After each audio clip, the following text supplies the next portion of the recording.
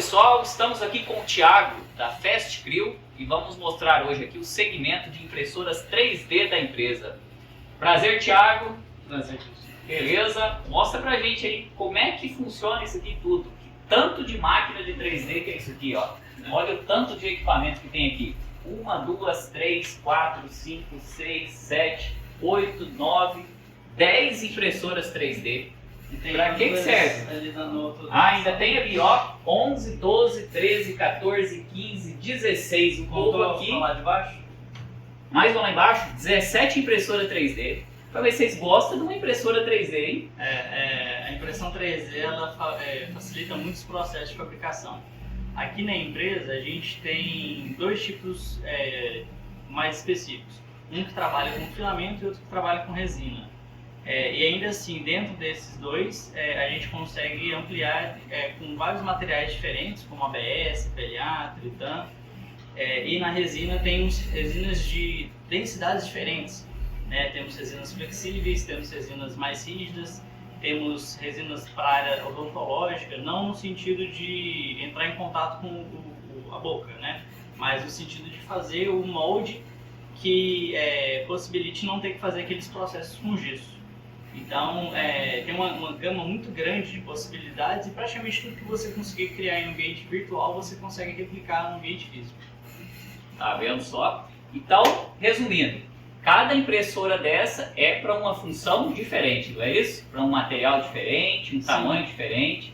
Por isso que tem tantas também, né? Normalmente, o material ele exige um trabalho diferente. Então, o ABS, por exemplo, que é o mesmo material utilizado em para-choque de carro, ele precisa de uma temperatura mais alta, onde as impressoras precisam ser fechadas. Elas não podem ter ventilação correndo, porque senão atrapalha durante o processo de fabricação a coesão entre as camadas.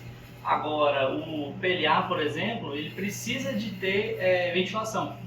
O PLA ele é um material de origem mais ecológica, que é feito de bagaço de cana-de-açúcar e caldo de beterraba. Olha só. É bem interessante. Ele precisa ter ventilação. Então, a maioria das impressoras que a gente vê às vezes na internet, que mostram em vídeo, elas são abertas. Sim. Favorecendo essa... Resfria mais rápido também, né? E aí, se você colocar ela numa fechada, dá ruim. Ela derrete, fica muito quente e derrete. Mas, por exemplo, eu quero uma peça que eu possa fazer uma modelagem térmica. Então o PLA entra como a melhor opção, porque o ABS, depois que ele está pronto, para você amolecer ele e moldar, não é tão fácil.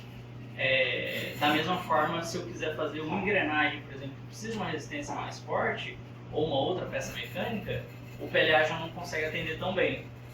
Hoje em dia o pessoal tem feito bastante combinação entre os materiais e criado PLAs mais resistentes e ABS que conseguem trabalhar com uma temperatura mais fria. Certo. Mas de grande parte a gente tem otimizado com a evolução das impressoras questão de velocidade, tempo de impressão e na questão dos materiais, materiais que conseguem cada vez atingir maior resistência por peso, uma resistência maior sem precisar aumentar muito o peso e o material aguenta essa velocidade mais alta.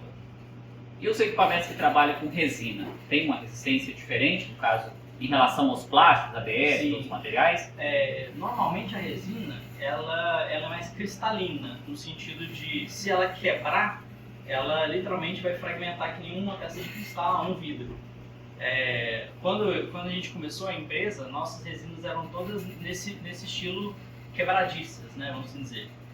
Inventaram as resinas flexíveis e a gente consegue fazer inclusive uma mistura entre elas para garantir uma resistência alta, só que com menos chances de quebrar.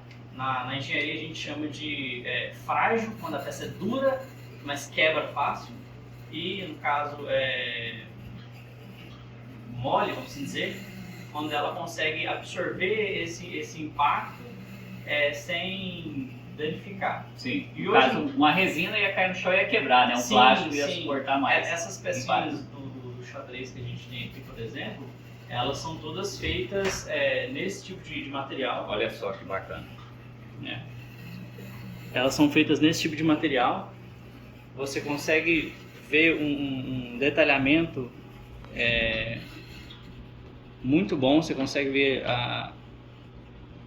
as escadinhas dentro de uma torre de xadrez. Então, assim, o detalhe é muito grande, mas se ela cair e quebrar, possivelmente vai fracionar tudo, vai quebrar tudo. Agora, hoje em dia, existem empresas que desenvolvem resinas de alta resistência. E aí a gente tem peças que se assemelham a ABS em questão de resistência. Sim. Ainda assim, se quebrar, ela quebra que nem vidro, né? Ela vai ter lasca, ela vai ficar feia. O ABS, se ele quebra, como ele é um polímero plástico, ele vai ficar aquela quebrada, ao ponto de quebra vai ficar mole. Sim. Então, até em relação à fabricação de peças na área médica, a gente desenvolveu peças que tinham pontos específicos que, caso o paciente tivesse um ataque epilético, uma convulsão, ela quebraria naquele ponto específico. E quebrando de uma forma que não machucasse o paciente. Então, é uma construção com materiais compósitos, né, para chegar ao resultado final. Isso aí. A possibilidade é de acordo com a imaginação do cliente. Muito bom. E esse motor aqui que eu estou curioso para ver ele funcionando aqui? Esse daqui, a gente fez ele a priori para gerar curiosidade e mostrar, só que os clientes foram pedindo e a gente teve que ir fazendo outros para repor. Olha só que bacana. Ele é um V8, né? Dá para estudar bem legal a questão de todos os processos do motor, né? A injeção, a combustão, a evacuação dos gases. E o legal dele ser feito todo em impressão 3D é que até a correia é feita de um material flexível, né? A gente consegue trabalhar com materiais flexíveis, então a correia, os coxinhos de vibração, dá para fazer tudo em filamento, em impressão. Como a gente trabalha com acrílico também aqui na empresa, a gente consegue dar o acabamento final de domo, né? A proteção dela. A única coisa que não é impressa são os parafusinhos e o motor elétrico, mas de resto é tudo impressão 3D. Olha só quantos detalhes que tem, né? E que material que é feito no caso dessa impressão? Esse daí eu fiz em ABS. ABS, né? No caso ela já sai com as cores dessa forma? Cada peça foi feita separadamente, né? Em cor diferente e gerou depois uma necessidade de montagem. Hoje em dia existem impressoras que imprimem tudo colorido, né? A própria impressora pausa a impressão, troca o filamento e continua. A questão é que às vezes gera um resíduo que não é aproveitável. Então, em relação à economia de material, é melhor você fazer tudo separado e depois montar. Mas, dependendo do objetivo do cliente, se é fazer uma peça que ele tenha menos trabalho, às vezes compensa fazer tudo de uma vez. Muito bacana. Tava vendo essa peça aqui. Olha só que bacana que o pessoal fez. Ó. Ele é um material rígido, né? E são como se fossem argolas. E olha só como é que fica. Muito essa bacana. É uma dessas peças que eu falei. Ela é impressa toda de uma vez só, sem ter a necessidade do técnico, de quem estiver trabalhando, fazer a montagem. Aqui o detalhe que eu observei, quando vocês fazem a impressão, essa peça aqui vai ficar rígida, né? Aí você tem que fazer um flexionamento aqui para ela se desligar uma da outra ou não. Nesse caso não. O que ela estaria colada seria na mesa, né, na superfície. A superfície costuma ser um vidro ou uma tela plana.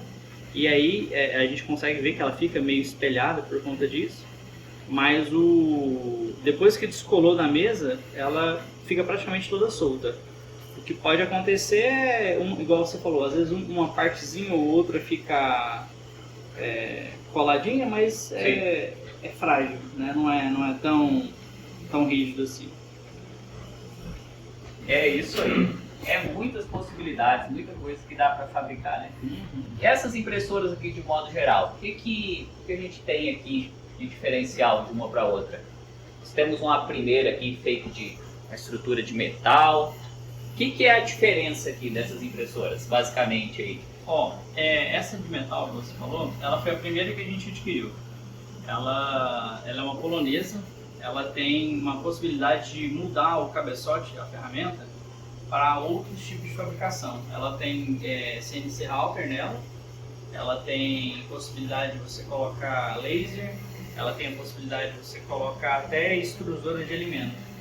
Então, existe algumas extrusoras, que é o bico onde o material é comprimido e ele sai no fluxo que você coloca, que imprime, por exemplo, pasta de chocolate, pasta de confeitaria. Então, se a gente quiser imprimir ali um doce, a gente conseguiria, né? Eu já vi aqueles bonequinhos de gengibre, né?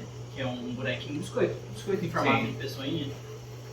Eu já vi desenho em cobertura de bolo, né? Às vezes aqueles textos que o pessoal escreve à mão, existem máquinas que as máquinas escrevem, e essa daqui é uma máquina que conseguiria fazer isso. No caso, realmente não trabalha com alimento, né? A gente não faz, mas teria como. Alguns fazem inclusive com cerâmica, o mesmo processo de fazer cerâmica, eles fazem ali o barro fazendo o pipote e depois essa peça passa para o forno para ser endurecida. Hoje em dia existe impressora de casa, né? Ela imprime em concreto, ela vai depositando o concreto, fazendo, né, o desenho das paredes, a estrutura entre elas para dar isolamento acústico, isolamento térmico, e você consegue ter uma casa saindo literalmente com um funcionário só, né? 3D é um operador mesmo, né?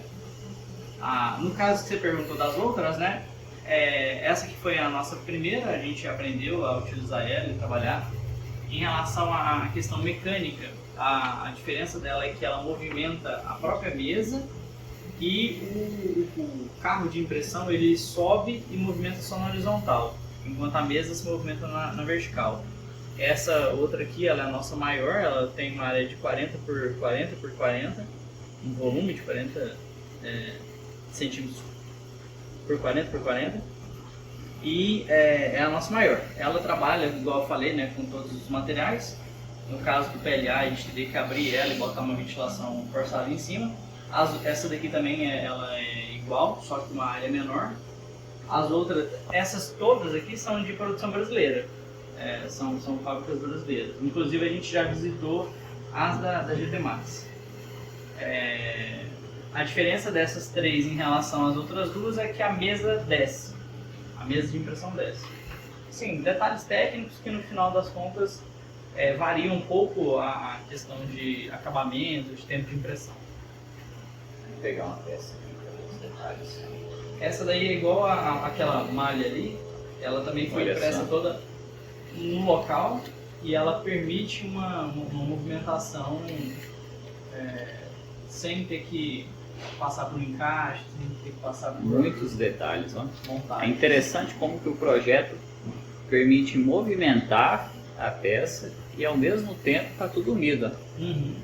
É um dos desafios, né, projetar esse tipo de peça, é você saber que você tem que projetar ela de um jeito que ela vai ser impressa de uma forma funcional. Muitas vezes, por exemplo, a gente tem que fazer o suporte que vai segurar a peça para ela ser impressa no ar sem cair. Sim. Então, se você for fazer uma ponte, por exemplo, existe uma distância máxima que você consegue fazer sem que o material não ceda. Então você tem que colocar uma estrutura, um suporte. Antigamente, todos os suportes eram suportes, vamos assim dizer, eram polígonos, eram placas uma do lado da outra para segurar a estrutura. Hoje em dia existe estrutura orgânica, ela se assemelha a uma árvore, por exemplo, uma raiz que vem só onde realmente precisa e segura ali. E ao mesmo tempo tem que soltar isso também depois que finaliza a impressão, tem que ser fácil, né? A gente aqui, né, o Gabriel, a gente tem que planejar de uma forma que a peça ela seja feita e possa permitir esse encaixe e desencaixe fácil, para minimizar o acabamento. São muitos detalhes que dá para fabricar. Uhum. Isso tirando quando você tem um profissional para dar pintura e acabamento, né? Sim. No caso, o Gabriel, que é nosso artista, que faz todo esse acabamento, essa pintura, né? A gente tem essa riqueza, né, de especialidades aqui, eu na parte mecânica, ele na parte orgânica, né? Enquanto eu faço as máquinas, ele faz as formas mais orgânicas. Ah, sim. No caso de acabamento, vou pegar uma peça dessa aqui, por exemplo. Vocês precisaram lixar, fazer algum polimento, um detalhe nisso aqui, ou já sai dessa forma aqui? Igual eu falei, em alguns pontos ela precisa ter uma estrutura para apoio. Então, possivelmente no cotovelo, no queixo, teve que colocar. Essa cobra ela foi impressa em outro momento, outra ocasião, dá até para perceber a diferença de tom, que o material foi outro. Apesar dos dois serem ABS, um é um ABS branco e o outro é um natural. Mas a peça, sim, ela foi modelada aqui, né? O Gabriel modelou a mulher. Essa cobra é um arquivo que a gente encontrou na internet, né? Já estava disponível na internet. E aí a gente organizou dessa forma. Nem era o objetivo do cliente, o cliente queria só a personagem. Mas sim, em relação ao acabamento, a gente tirou apenas os suportes e ela já saiu pronta. Né? Isso aí, muito bacana. Thiago, agradeço aí pela sua explicação. Obrigado. E na próxima tá mostrando um pouco mais aí da empresa, como que funciona esses detalhes. Nós vamos precisar fazer mais vídeos com você aqui, explicando esses detalhes de acabamento, como é que funciona esses materiais, as características de cada um. Imediato é para ter uma noção de como que isso aqui funciona como um todo, os equipamentos, o que tem na empresa. E se você precisar fazer alguma coisa em 3D, na região aqui de Goiânia, procura o Thiago aí, Fast Grill, que eles vão lhe atender aí e desenvolver o seu projeto. Valeu, obrigado. Obrigado.